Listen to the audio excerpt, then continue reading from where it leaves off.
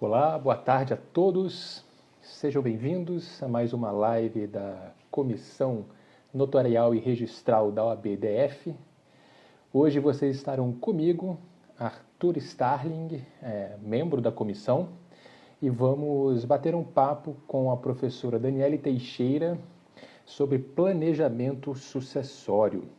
Um tema muito atual, muito importante, que tem surgido com força, com mais força ainda agora, durante a pandemia. E é um tema riquíssimo, um assunto que engloba várias áreas do direito, tem uma interdisciplinaridade muito grande e requer muito do advogado para saber lidar e informar bem os clientes e orientar em como proceder. A professora Daniele já está aqui. Para quem não sabe, ela é o papa do tema. É por conta dela que hoje se fala em planejamento sucessório. É quem tem obras a respeito do tema e praticamente criou essa matéria que é tão forte hoje, tão falada e obrigatório para quem milita no direito de família e sucessões e estão muito ligado também com o direito registral e notarial, como iremos falar aqui. Eu vou só convidar a professora. Professora Daniele, se você tiver como solicitar para mim, para eu te aceitar, eu não estou vendo aqui como é que eu te convido. Enquanto isso, gente, eu vou colocar aqui, tirar a câmera do lugar rapidinho, colocar o tema e fixar, que é aqui, fazer aqui a professora Daniele. Ela já está conectando. Em breve estará aqui conosco. Pronto. Olá. Tudo bom, Oi, professor? tudo bom? Tudo bom. Estou só Deixa eu fixando aqui. baixar aqui também aqui um pouco o meu... Tá, comentário. Pronto. Está fixado aqui. Agora todo mundo que entrar na live vai saber do que se trata. Já peço até para todos que estiverem entrando agora, não economiza no coraçãozinho, aperta aí sem parar, porque quanto mais coraçãozinho, mais o Instagram entrega para outras pessoas, e é um tema hoje muito importante, que pode ajudar muita gente, tenho certeza, ainda mais com a convidada que temos, e é uma honra para a gente da OAB-DF e da Comissão Notarial Registral tê-la convidada aqui, a professora Daniele, que aceitou com muito gosto e na agenda. Quem acompanha ela sabe que é uma agenda cheia de lives, então arranjou um tempinho para a gente, e ficamos muito honrados.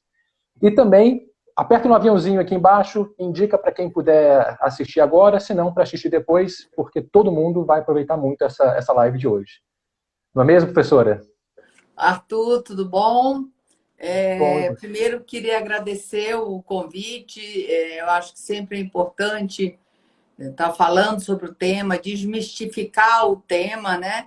E eu gostei muito de ser pela Comissão Notarial Registral, que é exatamente a característica do planejamento sucessório, que é a interdisciplinaridade, né? Então, gostei muito desse convite de ser uma comissão diferente de família e sucessões, normalmente ligada mais a essa área. E então a gente sempre dá um jeitinho na agenda para poder estar abrindo exatamente um outro público e compartilhar, né, as informações, porque, acima de tudo, a gente precisa de muita responsabilidade no que está fazendo nessa área, então isso tem tudo a ver nesse sentido. e é muito legal, professora, que a gente consegue, a partir desta comissão aqui, atingir um público de outros advogados que já atuam extrajudicialmente, mas talvez não tenham um conhecimento do que seja o planejamento sucessório e da forma como ele pressuposamente se trata de uma atuação extrajudicial. Né? Eu fiz um tempo atrás uma live com a professora Paloma, lá do Rio Grande do Sul, que ela é professora, e ela disse que quando ela ministra a aula sobre isso, perguntou para ela, mas professora, onde é que a gente dá entrada na petição inicial do planejamento sucessório?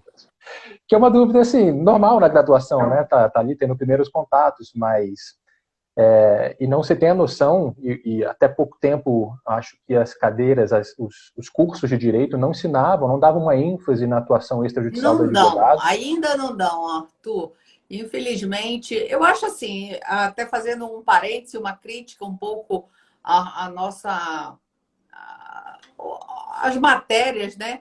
Eu acho que eu tenho visto algumas lives do Conrado e de outros professores que trabalham muito na prática, né? Falta muito a prática na faculdade, na graduação, né?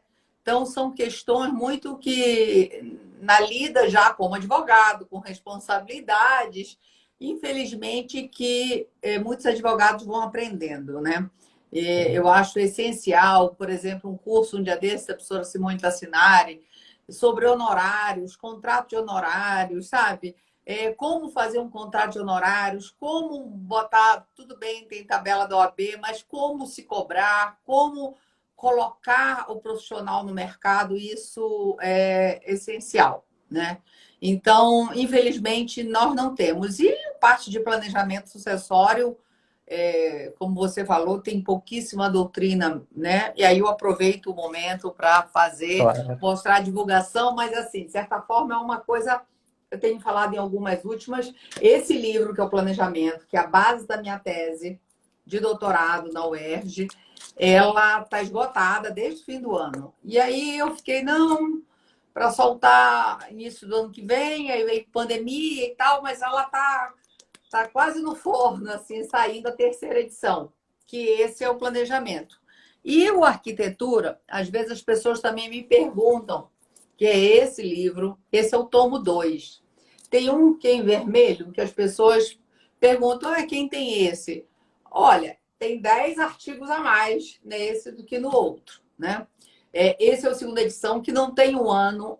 Podem comprar, porque não vou soltar a nova edição tão cedo, porque ele não tem nenhum ano, então não tem previsão. Pelo contrário, que eu estou só indo agora, né, no segundo, agora em outubro, novembro, no mais tardar, está saindo o tomo 2, com novos Legal. autores. E aí eu também queria aproveitar e parabenizar o Arthur, que eu vejo ele fazendo tudo o que pode para se qualificar. Eu acho isso muito importante nesse momento, a qualificação das pessoas, de buscar, de aproveitar uma crise dessa, está se especializando. Planejamento sucessório é sim uma área nova para o advogado. Então, parabenizo pelo seu esforço. Você faz curso, você acompanha as lives, você fez o congresso. E isso é muito bom, você é muito jovem e é bom ver as pessoas buscando conhecimento, um conhecimento qualificado, que isso é muito importante, Arthur. Eu tenho visto as suas lives, de vez em quando eu entro, eu vejo um amadurecimento da sua parte também. Então, isso eu compartilho né, com o público geral, que é muito importante aproveitar esse momento. Tem muita coisa acessível, disponível no canal do YouTube. Eu mesmo nem faço divulgação quase do meu canal. Todas as minhas do planejamento, arquitetura estão lá, algumas outras também eu consigo colocar lá. Eu não, né? Tem uma Paula que me ajuda muito e fazer um agradecimento público a ela aqui, que quem me ajuda nessa parte de botar no canal do YouTube e tudo mais. Então, Paula Teodoro, obrigada aí pela ajuda que você tem me dado. Mas então, Arthur, a gente está aqui, deixa a sua... como é que você quer começar, abordar? Primeiro eu vou agradecer, né, os elogios que você fez aqui para mim. É uma honra, né? Você como a papa, o oráculo do planejamento sucessório reconhecer, eu fico realmente lisonjeado. E reforçar, quem não tem esses 2 livros, busque ter e queira, logicamente, atuar nessa área e conhecer um pouco mais. Se você não leu os livros, você não sabe o que é o planejamento sucessório, pelo menos não da forma mais ampla possível ainda, e consuma tudo da professora, as lives dela, do professor Marcos Erhardt também, que fez o curso de planejamento sucessório junto com a professora Daniele. São 2 feras que dá para aprender muita coisa com eles nos canais de YouTube e tem muito conteúdo já disponível. Mas para a gente não perder tempo, que já se foram 10 minutos e o tema é extenso, Eu queria, professora Daniele, a gente conversar sobre primeiro, tirar algumas, desmistificar um pouco o planejamento sucessório. Eu acho que isso é sempre necessário. Tem muita gente que acha que é só pessoa rica, como o Gugu, por exemplo, que deve fazer. Bom, assim, uma crítica isenta, né? E parece que também não foi o melhor planejamento sucessório feito ali, né? Porque está tendo uma disputa muito grande, pelo que a gente vê nos noticiários. Então, professor Daniele, o que é o planejamento sucessório? Para quem é? Vamos começar assim Tá, e vamos joia. responder as Bem, perguntas que surgirem. é, eu acho importante saber o que é o planejamento sucessório, né? Independente de conceito, eu gosto de falar de uma forma muito simples, Arthur. Planejamento sucessório nada mais é do que uma organização patrimonial. Organizar seu patrimônio com transmissão de bens visando a sua sucessão. Eu até evito falar de início a palavra morte, porque o brasileiro, infelizmente, é uma questão cultural, ele não tem o hábito de falar, de se organizar, nem organizar patrimonialmente. Eu gosto de dizer até desde a escolha do regime de bens, sempre em situação desconfortável. Eu acho que pela nossa influência católico-cristão, tem muito essa questão de culpa, né? De riqueza ser oriundo, às vezes, da origem que foi, isso nada a ver com religião, isso é só uma questão realmente cultural, né? Já o cristianismo, o protestante, ele vê isso de uma outra forma, ele vê como fruto do trabalho dele, ele vê como a riqueza, como até uma questão ética e de muito orgulho. Então, por isso que é tão normal para eles fazer testamento, fazer pactos antinupciais, falar de patrimônio. Nós, brasileiros, mas tão por que que a gente fala isso? Porque muitos dos instrumentos que a gente vai utilizar no planejamento acessório vêm muito do common law, dessa influência do anglo-saxão. Mas nós temos que trabalhar com a nossa realidade. E nisso, nesse livro, eu trabalho planejamento sucessório, pressupostos e limites. Né? Pressupostos é alguns dos que a gente vai falar aqui, que é desconstruir algumas coisas. Mas, acima de tudo, também os limites. Por mais crítica que você sabe que eu faça a legítima, não importa, é o nosso grande limitador, é nossa regra de ouro, é o limitador realmente. Então, o planejamento, ele é essa organização patrimonial e visando a transmissão de bens com a sua morte, com a sua sucessão. Por que eu gosto também de falar em sucessão? Porque não necessariamente é com a morte. Você vai ter opção de fazer com muitos instrumentos intervivos. Ela pode se concretizar, você visando literalmente, complementar com testamento e tal, mas é uma organização, e aí é o que hoje chamam de planejamento patrimonial, né? Mas eu incluo que o planejamento patrimonial está dentro do planejamento sucessório. O sucessório, ele é mais amplo, mais extenso, porque eu tenho que fazer essa organização patrimonial e ainda visando ao caso da mortis causa. E que eu posso estar usando instrumentos de um lado ou de outro. Bem, partindo disso, que é essa organização patrimonial sua, por que se fala tanto em planejamento sucessório hoje? Arthur, por mais que a gente fale tanto, que você sabe, quem está aí está vendo o assunto, está de última ponta, várias temáticas, vários professores falando isso ainda é um mínimo dentro do Brasil. Né? Porque eu gosto de estar aqui, eu faço questão de estar em novos campos, novas praças. Eu tive a alegria de participar, de estar presente em todo o Nordeste, todo o Sul, todo o Sudeste. Já estive aqui em Brasília aí pela, acho que, Comissão de Direito de Família. Né? Tive já em Mato Grosso, quero fechar agora o Centro-Oeste. Quero ir também para o norte, porque é compartilhar e deixar isso. Às vezes as pessoas falam, Daniele, como quem diz, você fica, né, falando tanto do tema e vê. Não, nós não estamos no momento mais de concentrar. Pelo contrário, nós estamos no momento de compartilhar conhecimento, de cooperação, de divisão E isso é tão legal estar nessa comissão aqui específica, porque a advocacia, no caso, o planejamento sucessório, ele precisa de uma... A característica dele é a interdisciplinariedade. Então, as parcerias são essenciais. Você não vai encontrar uma pessoa que consiga toda a expertise diária das áreas, entendeu? É muito Então, difícil, né, professora? Precisa de empresarial, sucessório, direito de família, constitucional, enfim, uma série de competências que são muito vastas e tem muitos detalhes que precisam se encaixar no quebra-cabeça, né? No planejamento dessa arquitetura mesmo, né? Que é um termo muito, muito legal que você trouxe, que demonstra toda a complexidade, dificuldade e desafio que os profissionais que atuam nessa área têm que ter. E eu gostei muito quando você falou agora de uma coisa que você juntou, que no planejamento sucessório não é só pensando no futuro, na sucessão, na morte, mas também já pensando no agora, o planejamento patrimonial de agora, que facilita, sedimenta o caminho lá para frente para tornar essa transferência mais eficaz, segura Arthur, e quanto mais eficiente. puder adiantar, melhor, com certeza, né? E aí, então, assim, por mais que esteja muito em voga, ainda é um percentual muito pouco das pessoas que conhecem, que têm um pouco mais de conhecimento, que sabem. E, infelizmente, tem muita gente oportunista usando isso de uma forma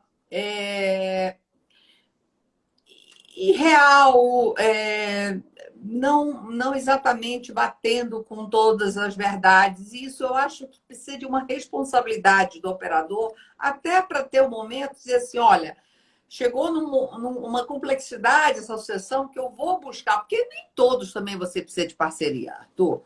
Isso é Uhum. importante ser dito. Você pode fazer, e aí, se nós estamos pensando em planejamento, já desconstruindo um pressuposto que é só para quem tem grandes riquezas, não, é para todos nós que compomos a sociedade. Então, lógico que tem planejamento, que é essa organização patrimonial, que você pode fazer com testamento, ou com doação, usufruto, uma previdência privada, você pode, um regime de bens, né?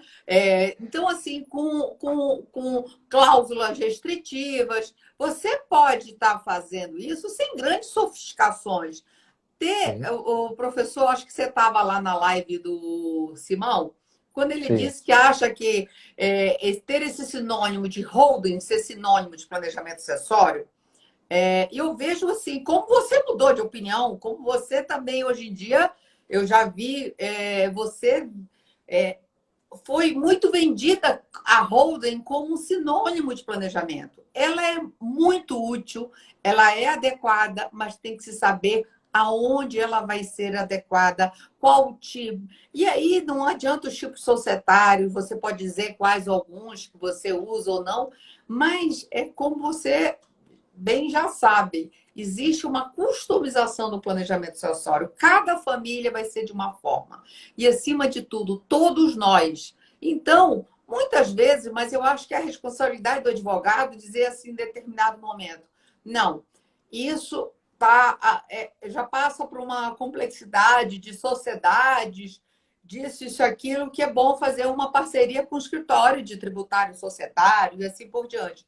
Lógico que noções todos nós temos, mas para chegar numa circunstância, você precisa de um ótimo diálogo com os cartórios, porque você vai Sim. utilizar de muitos documentos, muitos serviços registrados, muitos notariais. Você vai ter que ter um ótimo escritório de contabilidade ou um contador de alta confiança sua, porque você não pode se basear só nos dados, porque você precisa quase que uma auditoria, assim, fazer um levantamento todo do ativo e passivo.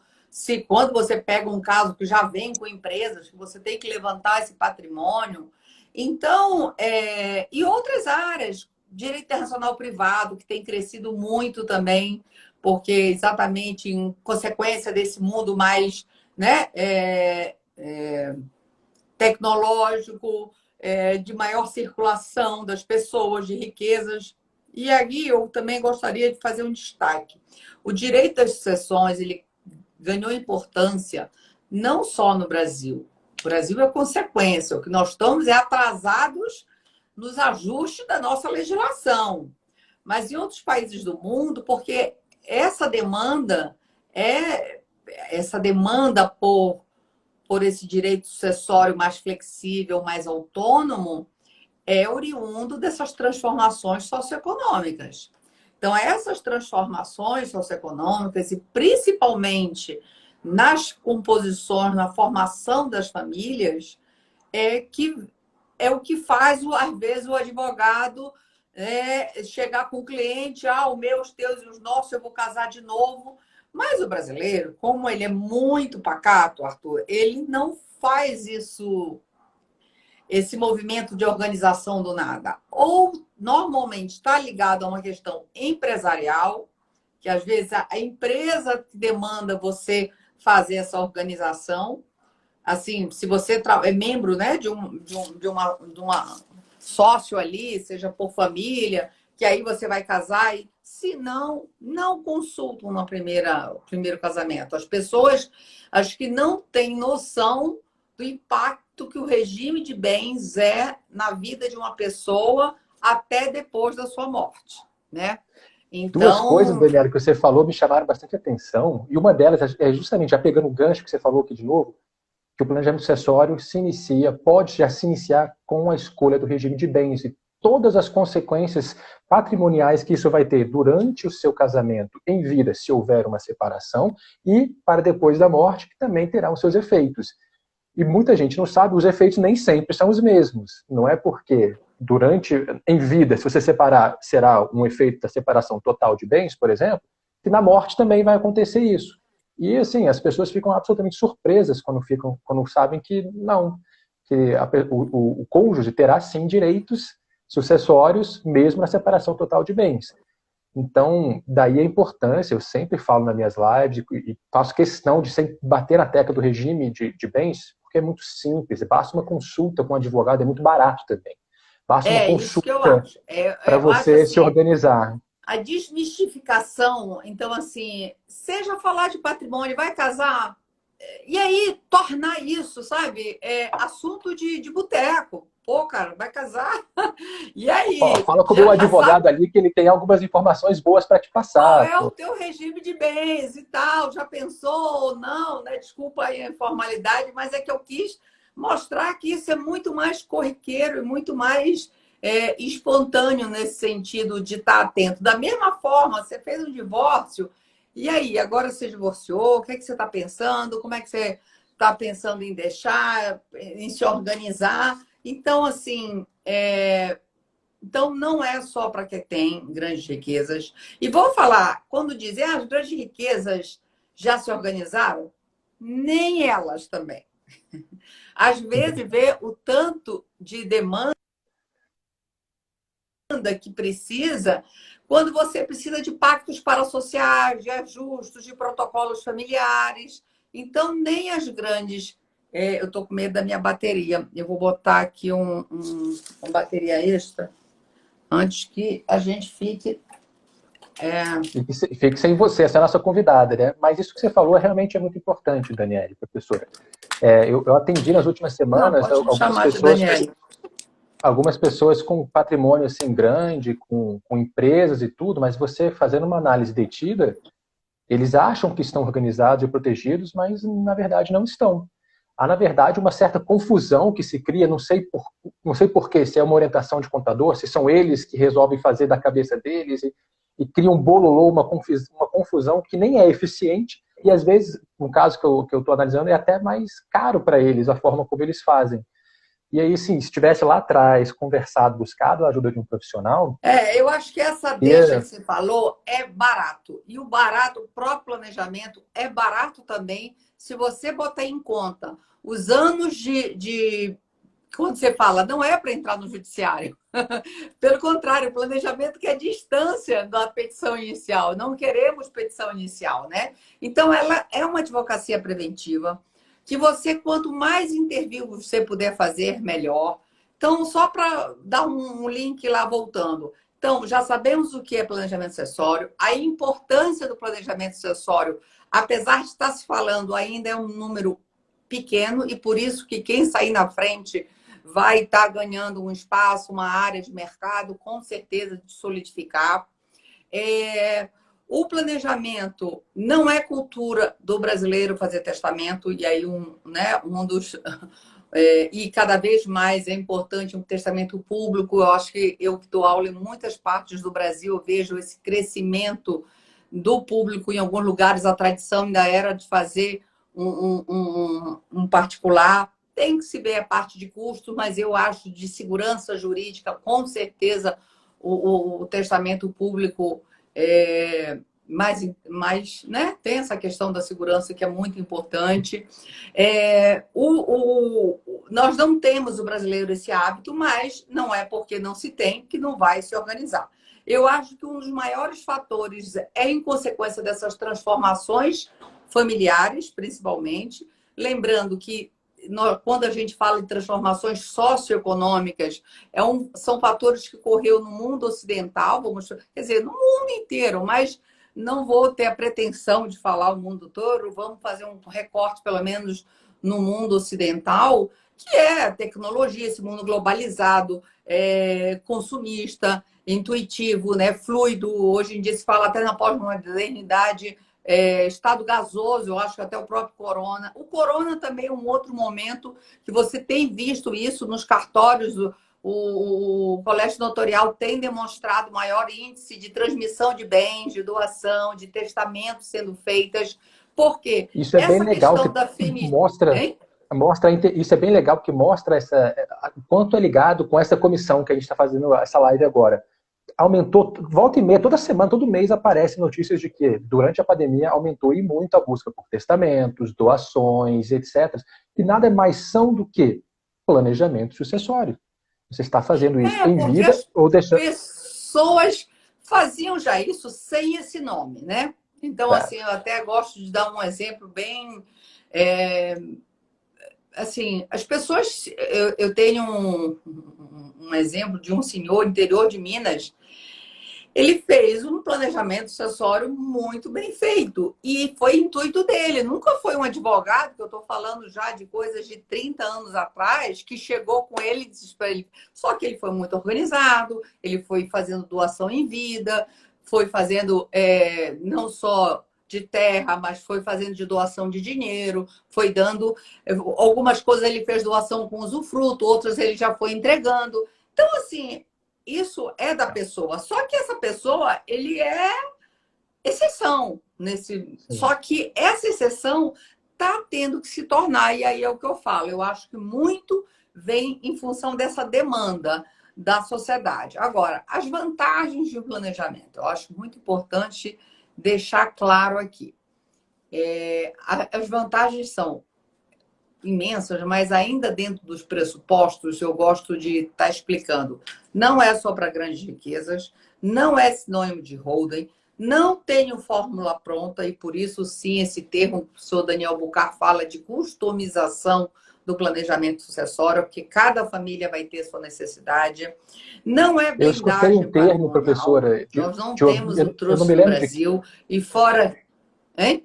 Desculpa, é que eu me lembro, quando você falou customização, eu me lembro de, eu não sei quem foi que falou, algum professor que eu assisti aula, que seria uma alfaiataria jurídica, de tão específico que é para você construir para aquela família, para aquelas necessidades daquele cenário, que é uma coisa assim bem manual, bem customizado mesmo, acho né? que foi a professora Renata Vilela falando sobre a questão das empresas, dentro da mediadora, uma grande mediadora, ela deu exemplo que usa esse termo alfaiataria, né?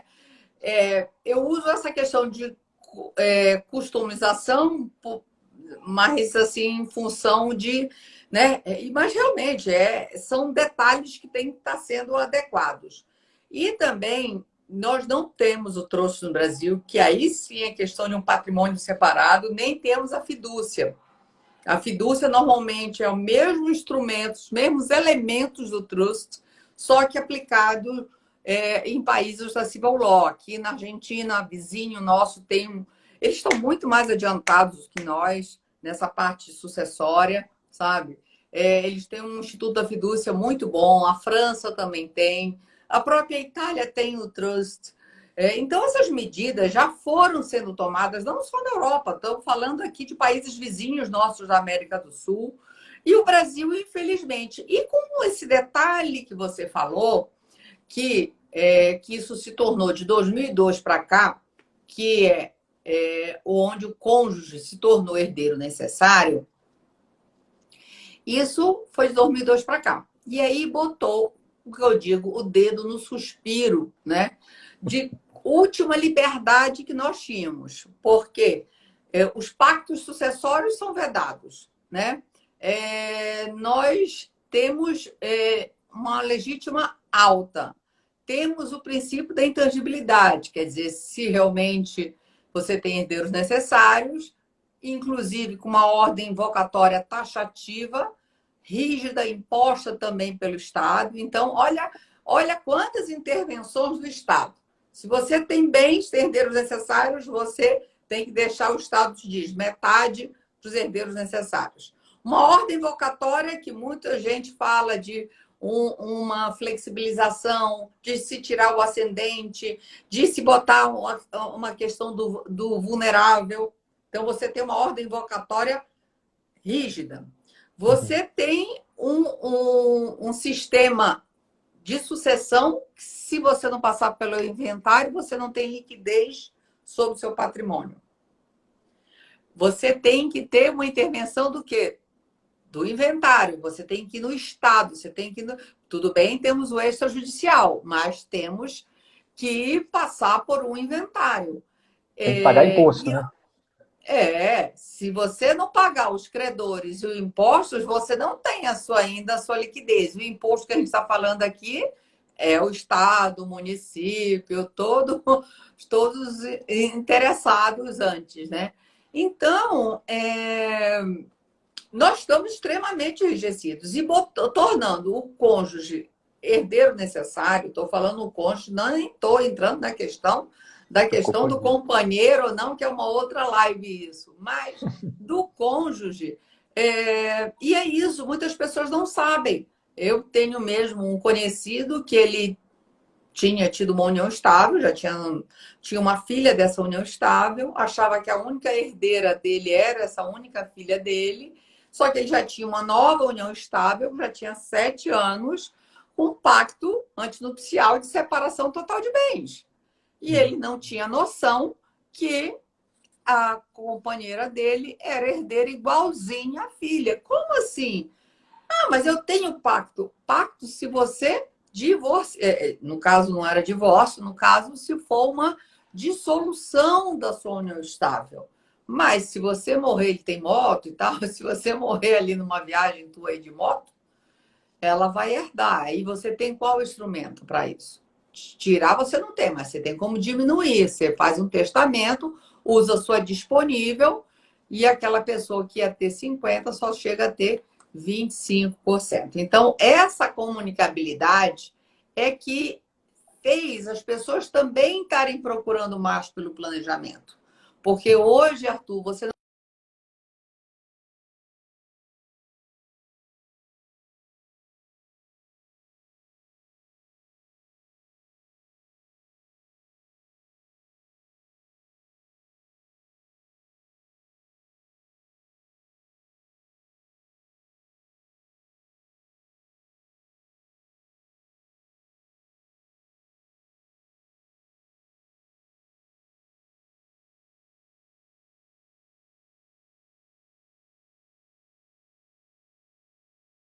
Nos comentários, para eu saber se o problema é... Oi. Ou voltou, Daniela. Acho que o Instagram deu uma instabilidade aí. Tá, mas espera aí, agora tá. Voltou, né? Voltou. Foi. Então, infelizmente, hoje nós não temos um regime de bens que, no caso de morte, não ocorra uma comunicabilidade maior ou menor grau, né? Então, por isso, muito a corrida por essa organização patrimonial. Bem, tirando esses pressupostos que nós já falamos, e com certeza que não tem fórmula, isso não tem... Você nem alguns instrumentos para uma faixa etária de patrimônio você vai ter. Por quê, Arthur? Às vezes eu posso ter um patrimônio na grandeza de 5 milhões de reais e que vai me dar um trabalho muito maior do que um de 10 milhões de reais. Seja pela constituição da família, seja pela natureza desse patrimônio. Então, eu também não posso, e é bom falar em cobrar, porque as pessoas têm dificuldade muito, principalmente de como mesurar o trabalho e o planejamento sucessório, né? Se às vezes até inventário é difícil, né? E então, é muito em cima do trabalho. E outra coisa, o planejamento ele não precisa ser feito de uma vez. E é até difícil isso, porque você também precisa de informações, você precisa informações sobre o patrimônio do seu cliente, você precisa que o seu cliente amadureça. Às vezes ele não tem o conhecimento jurídico, ele até chega pensando em alguns instrumentos, e aí você vai dando os efeitos jurídicos. Olha, mas isso se acontecer... Ah, não, então isso eu não quero. Então, isso realmente é um diálogo. Você tem que ir trocando, tentando essa percepção. E, lógico, em alguns casos, você precisa também de uma complexidade, seja familiar, ou seja, de conflitos familiares, de você buscar ajuda. Tanto na psicologia, dentro de uma forma preventiva, até para conhecer, organizar, ver quem são os potenciais herdeiros, sucessores daquele negócio ou não. Às vezes tem pessoas sem serem os herdeiros necessários já trabalhando, às vezes é genro, é nora, às vezes um tio, um sobrinho, ou até mesmo uma pessoa de fora mesmo. Tem muito essa questão da afetividade, que apesar de ter, a gente tem que pensar sempre no direito das sucessões de uma forma mais empresarial, mais gestão mesmo, né? Mas precisando ter essa análise subjetiva que a gente chama, eu até tenho um artigo, o professor Daniel Bucar, está no Conju, Armadilhas do Planejamento Sucessório, de uma forma bem sintética, ali tem a necessidade dessa perspectiva né, da subjetividade de um planejamento sucessório, né?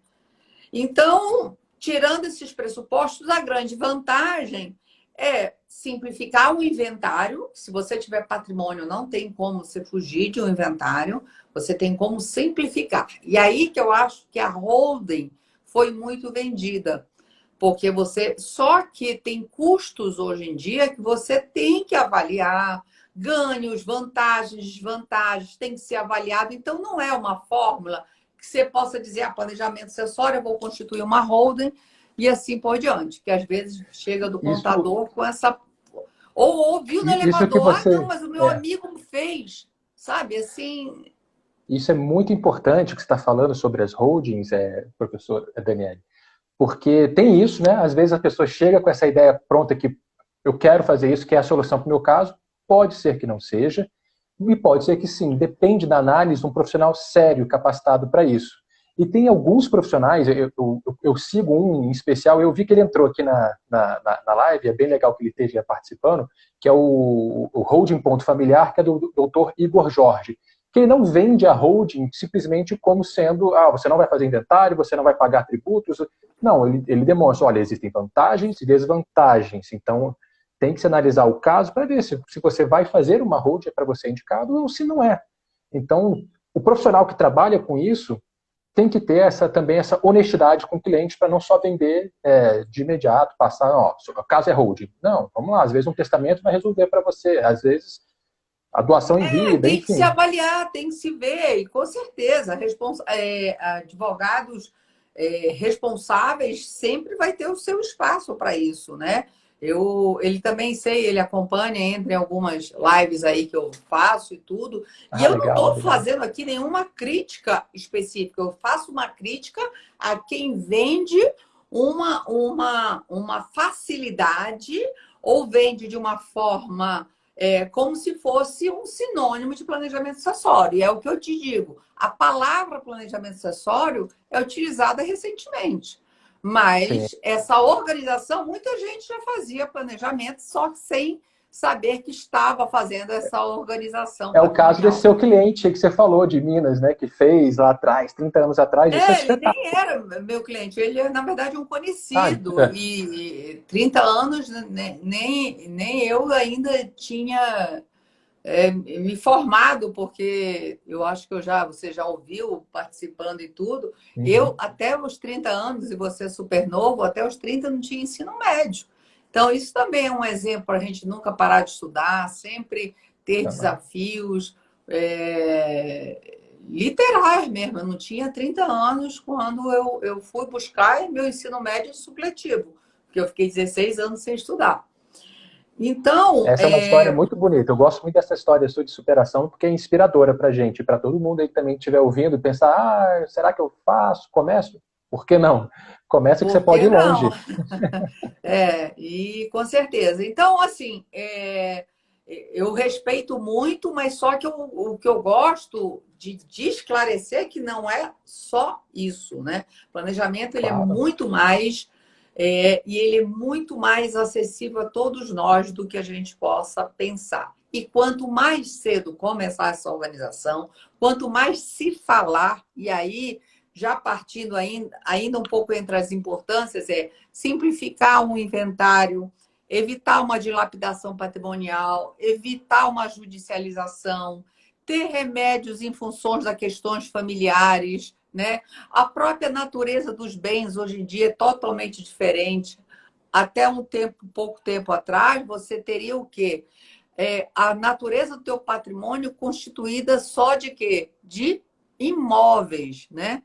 E Uhum. não é mais só dessa forma, você tem uma versatilidade de bens móveis, agora os bens digitais, né? Que estamos já crescendo aí a potencialidade.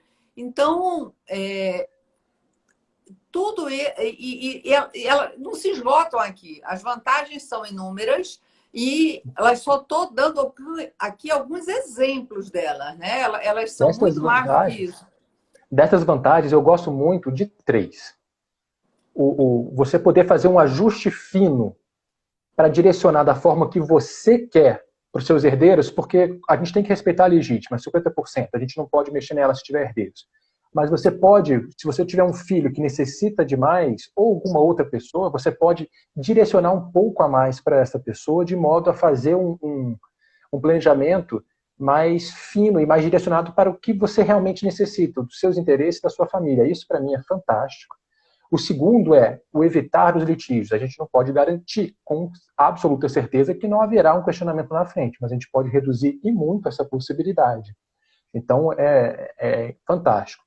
E o terceiro é que, fazendo extrajudicialmente, você pode buscar um outro local em que tenha uma alíquota mais em conta. E isso é algo que decisões recentes do STJ legitimam isso, que você pode buscar. E é um fator muito interessante, porque tem gente que quer, não, eu quero pagar menos. Então tá, vamos buscar um caminho que você possa, dentro da lei, de forma segura, Tem uma outra trilhar pergunta esse dentro caminho. dessa que você falou. Quando você quer pagar? Né? Quando? Porque às vezes, Isso é muito importante. quando você quer pagar agora, você quer pagar morte causa, quando você já quer adiantar, quer dividir, quer fazer uma parte agora, uma parte depois. Eu Então, acho que foi o Simão com a live com você que falou foi. isso, né? Foi a primeira pergunta que ele faz, ó, você quer pagar agora ou depois? É, Isso é bem importante. exatamente. Então, ele até estava agora entrando aqui, vi que ele estava numa live também, que ele também estava um pouco afastado. Eu também dei um time, estou voltando agora. E, assim, não cheguei a parar de tudo, mas depois do congresso, que foi bem puxado até o congresso, aí depois eu dei uma baixada de ritmo, só mesmo mantive o que estava já pré-agendado, mas desde a semana passada voltei aí a carga total. Mas então, vendo essas importâncias, concordo com você. E outra coisa é você determinar o momento, sabe? Quando você quer isso. Esse quando você quer pagar, você não ficar à mercê um pouco da incerteza, porque a morte é a única certeza e incerteza, porque você pode estar até no hospital lá entubado, mas exatamente a precisão, a hora que você pode dizer assim, olha, está com falência dos órgãos, não passa mais de tantas horas, mas nenhum médico vai dizer exatamente a precisão, uma, duas, três, cinco, dá para vir não sei quem, não tem. Então, Por você isso, é por isso, antecipar isso... por isso que eu gosto de uma. Eu não sei com qual professora você fez a live, mas você fez essa pergunta para ela: e quando deve ser feito? E ela respondeu: agora. Agora é o Eu acho que momento foi de se com a planejar. Daniela Mucilo, de São Paulo. Ela fala, Pode ser. é para ontem, né? E a gente tem até um artigo, eu e ela, que a gente escreveu naquele livro Coronavírus, né? O impacto nas relações, direito de família e sucessões. A Daniela é super parceira também e interessante que a gente escreveu o artigo que é Covid-19 e planejamento sucessório. Não há mais momento para postergar, né? Então, e a gente utilizando muito esses instrumentos. E eu acho que a live ali com o Simão também foi bem assim, um instituto doação, né? E um intervivos e um mortis causa. Então, você tendo dois caminhos e são dos mais usuais. Agora, E outra são coisa... caminhos que seguem, tem tudo a ver com a comissão, né? Que vão ter que fazer uma escritura pública, vão ter que passar por um cartório de. Então, Vão! assim, é uma advocacia principalmente mesmo extrajudicial, você tem que conhecer, saber os detalhes e para poder até construir isso e saber que você pode resolver muito mais rapidamente do que o inventário. O inventário, a gente viu agora o que foi julgado essa semana, o processo da Princesa Isabel, de 124 anos de processo. Ninguém quer. Eu já peguei inventário que tinha um único herdeiro, era uma adjudicação, no Rio de Janeiro, estava há 20 anos no judiciário, parado. Em 6 meses eu Vi consegui ir lá muito fazer processo lá no extrajudicialmente. Rio, processos físicos, às vezes aquela coisa de você ter que ir no, né? Era Apesar dos físico processos ainda. eletrônicos, você ter que ir no balcão ali, botar a barriga no balcão. Processos de inventário de 40 anos, 48 anos, 38 anos, não sei quantos volumes, né? Agora, ainda dentro, determinar essa questão do momento e como. Então, são vantagens que você e conversar, né? Eu acho que também foi com a Rose, uma live, que ela disse assim, mas não é obrigado falar o conteúdo do testamento. Lógico que não é obrigado. Mas, se você quer dirimir problemas, reduzir problemas, é bom já ir falando, até porque se você sabe que vai ter uma reação, porque, assim, planejamento sucessório, você já tem, de certa forma, que é a sucessão legítima. Se A lei você já nada deixou, né? fizer, já está ali. A lei te determinou, é isso. Só que exatamente o que você está buscando é dentro da sua disponível. Apesar que eu defendo que o planejamento sucessório você pode fazer respeitando a legítima, lógico, de todo o seu patrimônio, fazendo, resguardando e principalmente hoje, facilitando, deixando já, às vezes, algum bem já específico para quem já está ali naquela área, ou já habita aquele imóvel, ou já usufrui daquela casa de campo, de uma forma que entre dentro da contabilidade ali dos valores então você pode para poder, porque você já vai ter a questão dependendo do regime ameação. Então você já vai fazer planejamento dentro da sua parte. Se você fizer ainda só da sua disponível, então você pensando de uma forma mais lato e só mesmo fazendo né, mantendo a legítima, eu acho que é uma organização melhor. E aí, entre os instrumentos, lógico que eu acho que esses dois são os mais usuais, mas, por exemplo, a questão da doação. Às vezes tem clientes que dizem assim, eu não preciso botar usufruto. Usufruto, não, confio nos meus filhos. Gente, não é falando mal do filho de ninguém, mas a vida muda. As pessoas estão vivendo mais. Então, o que você achava que às vezes ia morrer com os 70, você está morrendo aos 90, né? E aí, aquela pessoa que hoje, de repente, o teu filho é um menor, ou então...